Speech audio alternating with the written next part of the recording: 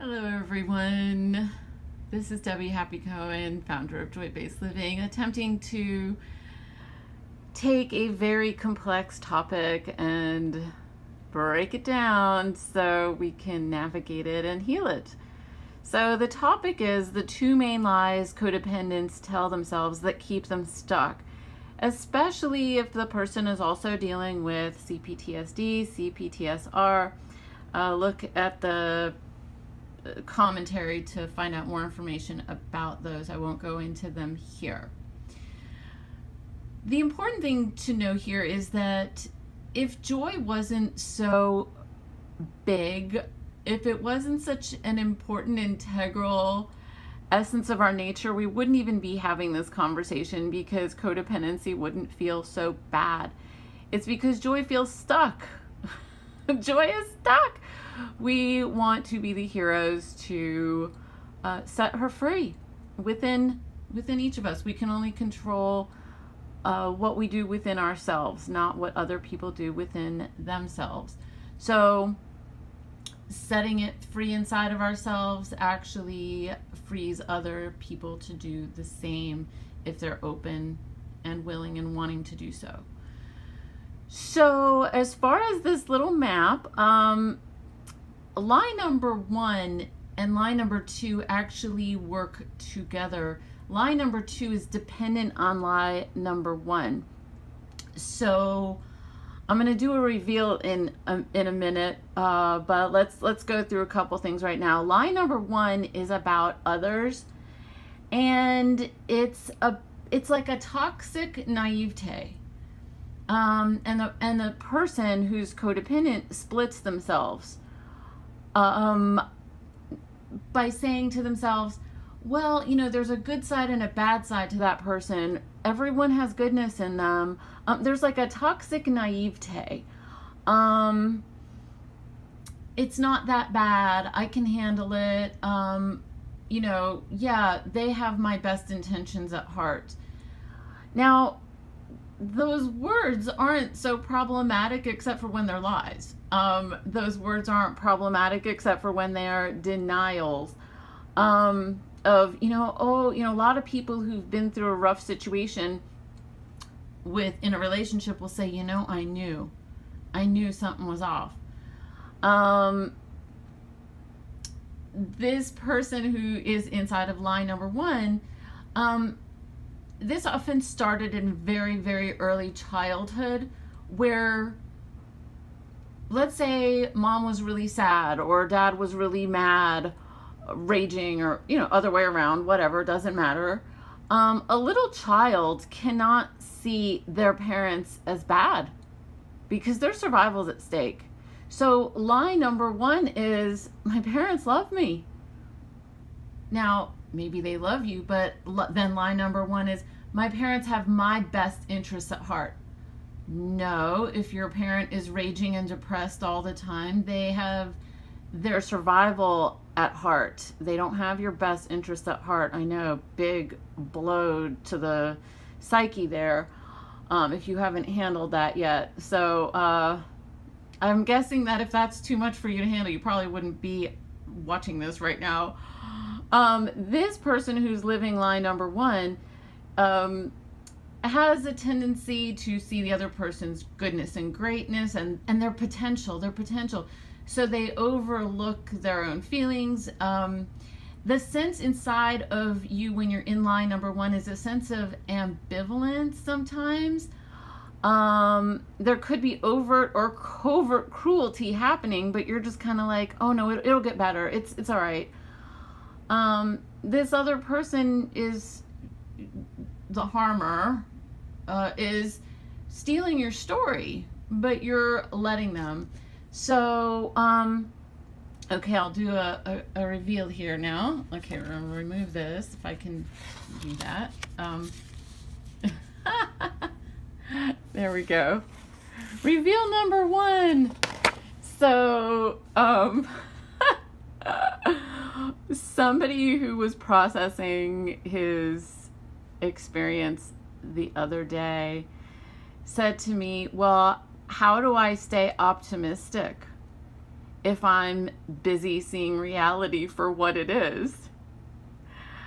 And I thought to myself, it's like if you're looking out your windshield, your front windshield, in order to drive, and you're trying to go forward, and you've painted your front windshield pink because it's an optimistic color, that's not going to help you. That's not optimism. So, and the question came because I had shared my new favorite definition of Enlightenment, which actually came from Richard Grandin, who is such a great teacher of all these great topics. And my favorite definition of enlightenment now is seeing reality for what it is, just seeing it for what it is. So I put this poster up here because none of these Disney stories would have existed without somebody really believing in the villain. Or, the only one that gives me a little bit of exception, but even there, it's there, is Maleficent. Well, nobody believed in her. They all hated her. But the 16-year-old who had been hypnotized to touch her finger on the needle, on the spindle, she believed in the inner unconscious voice that had hypnotized her, that had put a spell on her to touch it when she was 16. All of these villains require people believing them and believing in them in order for them to exist. If you think about Cinderella, the husband telling himself, oh yes, this is a wonderful wife and stepmother for my daughter. She's just fine. In The Lion King, the baby believing the uncle. Well, it's so natural. It's just so natural. And the parents just not having any clue how jealous and evil Scar could be and would be. And then we have Gaston. Well, to me, he's the safest of all four because you see him for what he is. He lives in town. You know what you're getting. If you're going to open the door to the vampire, it looks like a vampire. So the windshield wipers are to say, hey, wipe off the pink smear, see it for what it is, and the true optimism actually lives in you. So let's look at lie number 2 now. Lie number two is a lie about self. And this lie is, and I'm going to do a reveal very soon about this one. This lie is you treat yourself as though your power is like a hot potato. You deny your own value and worth. There's like, you can go from malignant realism of I don't have options, I really don't, and to malignant optimism. Everything's fine, I'm very spiritual, God's got this handled. You can make yourself believe you have no good choices. You will feel blind to your own power. You'll feel exhausted, depressed, overworked, perfecting, confused, not clear, not traction. When you suppress your authenticity, your agency, and your will, that takes a huge amount of energy. And the metaphor I have for that is you really are a gold mine, but you have the trash that's in the gold mine stinking so bad that you have confusion about the value of that gold mine. And so there is your treasure cave. Now,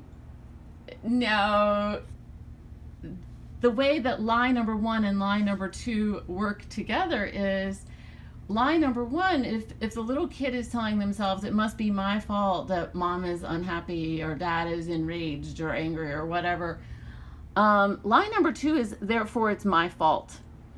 And the therefore it's my fault is a huge burden of guilt and toxic shame that doesn't belong to anybody, to any child, to any person. This can be healed by two things. The way we switch around line number one is we start seeing people for who they are, and we also start noticing who our real friends are by the way they make us, the way that we feel when we're around them. We're not going to feel confused. We're going to feel connected. We're going to feel a sense of, we're going to see evidence over time that this person really cares about our highest good and our highest intentions. And there's going to be a sense of clarity rather than ambivalence of like, oh yeah, there's a sense of comfort around this person. And so that's how we heal line number one, is we say to ourselves, look, there are people out there who really do have good intentions and who really are kind. Maybe I need to drop the guilt and shame inside myself, inside my own lies, so I can be more available to healthy people. And then the backdrop inside of oneself will begin to feel like self-compassion. It will feel like clarity. It'll feel like traction. It'll feel like, oh, there is a treasure in me. I do have value. Let me acknowledge it. Let me even celebrate it. Let me value myself and bring the best to my life, to this moment. Let me feel like enough inside of myself. Traction is easily available from that level of being. Traction is what leads to triumph. I've been having these like from trauma to traction to triumph. Traction can only happen when we're really honest, and in that honesty, I can promise you there will be sadness. Sadness of what we have given up in exchange for connection. What lies we've believed, how much shame or guilt has taken its toll on our lives. Toxic shame and toxic guilt has taken its toll. This can be shifted. It can be healed, but it's going to require a lot of courage to look within and go, you know what? I can face this. I have faced worse.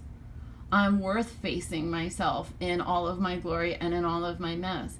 And just because there's a stinkiness in my gold mine, it doesn't take away the value of the gold mine.